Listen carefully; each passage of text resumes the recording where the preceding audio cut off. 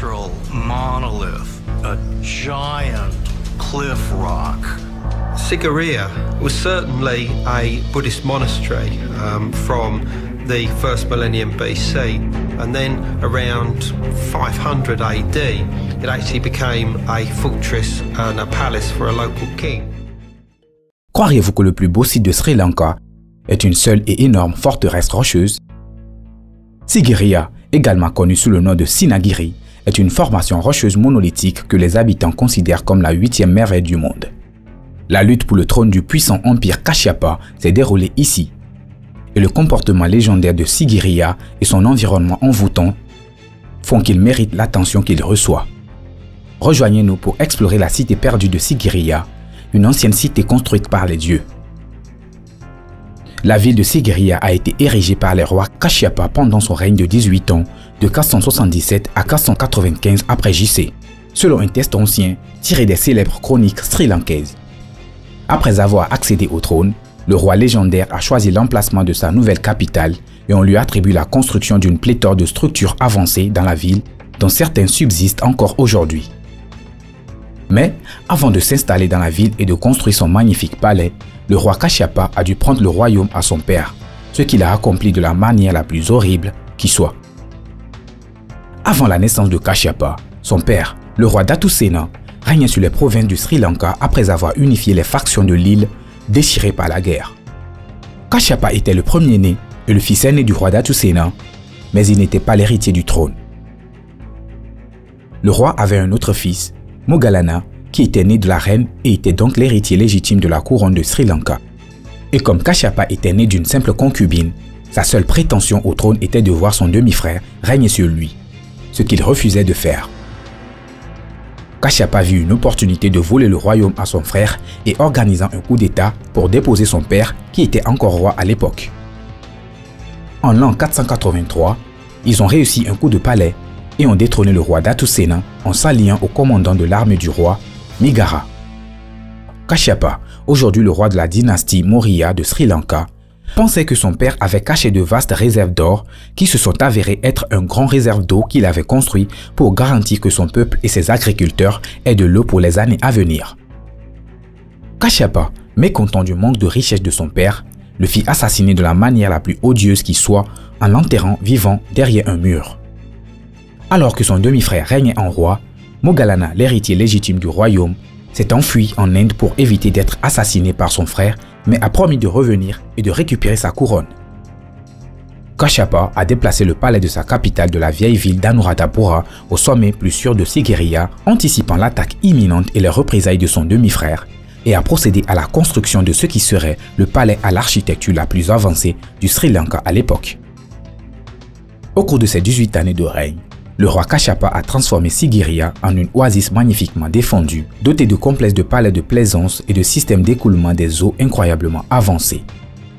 La planification et l'avancement structurel de Sigiriya ont incité de nombreux folkloristes à conclure que la cité-palais n'a pas été érigée par l'intelligence humaine mais par un acte des dieux eux-mêmes.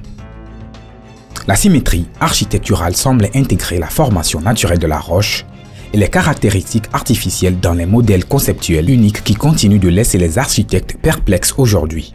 Le palais a été baptisé Sigiriya, qui signifie rocher du lion, ce qui était approprié étant donné que l'un des aspects les plus remarquables de cette ville est l'entrée du lion menant au sommet du rocher.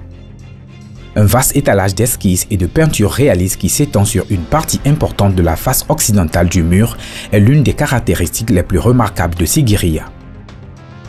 Ces œuvres d'art, appelées fresques, contiennent des dessins de femmes partiellement vêtues, représentées dans divers styles et activités. Bien que les peintures actuelles ne représentent que 22 femmes, l'ensemble des fresques qui s'étendaient sur plus de 140 mètres de long et 40 mètres de haut aurait abrité plus de 500 peintures de ces femmes. Bien que la plupart des graffitis de ces femmes aient été perdus au fil des ans, certains peuvent être découverts ailleurs sur le rocher. D'autres peintures comparables ont été découvertes sur le plafond de la grotte Cobrarood, qui se trouve près de la base du rocher. Bien que ces fresques aient été classées dans la catégorie de l'époque d'Anuradhapura, les styles et les applications de peinture diffèrent des autres peintres de cette époque. Les lignes sont représentées de telle sorte qu'elles augmentent le volume de la peinture elle-même, le plus souvent avec des coups de pinceau larges qui donnent l'illusion de palettes de couleurs plus profondes près du bord. Cette méthode de peinture était inconnue au Sri Lanka à cette époque, ce qui ajoute au mystère entourant Sigiriya. La véritable identité des femmes figurant sur ces peintures est inconnue, bien que la plupart des gens supposent qu'il s'agissait des épouses et des concubines du roi Kashyapa. Leur parut dans la nature brute des images impliquées pourraient s'agir de femmes qui occupaient les palais de plaisance du roi Kashyapa. En outre, l'emplacement des peintures est si stratégique qu'elles sont protégées des impacts de la pluie et de la lumière directe du soleil, ce qui leur a permis de rester intactes pendant près de 15 siècles. La richesse de Sigiriya est un spectacle à voir et le mur de miroir est un autre élément intéressant de l'ancienne cité. Le mur miroir est une longue étendue de pierre qui encercle l'escalier en spirale menant aux fresques. Le mur était construit en briques mais était souvent recouvert de plâtre blanc poli, ce qui permettait au roi d'y voir son reflet. Au fil des ans, les voyageurs et les pèlerins qui ont traversé ou séjourné dans la ville antique ont griffonné des poèmes et des vers sur le mur miroir. Certains de ces poèmes remontent au 8e siècle, la majorité datant des 9e et 10e siècles de notre ère. Des personnes de tout horizon, des hauts fonctionnaires aux poètes, en passant par les artistes, les musiciens et même les femmes au foyer, ont laissé leur empreinte sur le mur miroir. Même les moines bouddhistes qui ont y vécu longtemps après le règne du roi Kashyapa ont inscrit des poèmes d'amour, de perte, d'ironie et de philosophie sur le mur miroir de Sigiriya. Plus de 1500 poèmes et vers sont écrits sur le long du mur miroir, dont beaucoup sont consacrés aux belles femmes représentées dans les peintures. Ces poèmes témoignent de la haute estime des hommes pour la beauté et la grâce de ces femmes. Certains poèmes semblent avoir été écrits par d'autres femmes, exprimant leur envie et leur fureur face à la beauté des femmes des fresques. Si les fresques du mur miroir dépeignent des aspects du passé et du mystère de Sigiriya, les jardins d'eau constituent l'élément le plus marquant de la vieille ville. Ces parcs et jardins d'eau, qui couvrent la totalité du sommet, sont sans aucun doute les caractéristiques significatives de l'ancienne ville. Le palais royal et d'autres parties du parc érigées pour les rois étaient situées au sommet. Le palais a été construit il y a environ 1500 ans en utilisant du bois plutôt que de la pierre, très probablement en raison de l'altitude élevée et de la difficulté de transporter des masses de pierre sur une colline de 200 mètres. Au lieu de cela, le palais a été construit en bois qui a fini par succomber aux forces de la nature. Cependant, les immunités dans le parc construites expressément pour les royaux restent en place. Les éléments aquatiques, tels que les fontaines et les bassins, ont été érigés à l'aide de systèmes hydrauliques souterrains complexes qui transportaient l'eau à travers le sommet et jusqu'au bassin situé en contrebas. Aujourd'hui encore, plusieurs de ces structures et systèmes hydrauliques sont toujours fonctionnels. Les jardins de Sigiriya sont actuellement parmi les plus anciens jardins paysagers du monde. Il y avait 3 jardins différents dans la ville, tous reliés par un certain type de système hydraulique souterrain. Les jardins de grottes et de rochers sur le côté et sous le rocher, les jardins de terrasse au sommet du rocher et les jardins d'eau sur le sol de la forêt entourant Sigiriya en faisaient partie. Les jardins d'eau, qui se composent de 3 jardins principaux, occupent la zone centrale de Sigiriya.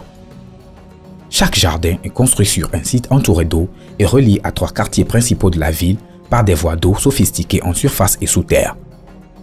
Il s'agit de l'une des plus anciennes versions de ce type de jardin au monde et, fait remarquable, la plupart des fontaines de ces jardins ne sont toujours pas automatisées et ne sont alimentées que par une infrastructure souterraine préexistante.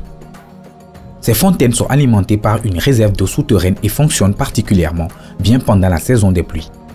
Certains de ces jardins sont créés autour de petites îles improvisées autour d'eau, avec des palais d'été érigés exclusivement pour les rois et les membres de la cour du roi sur chaque île.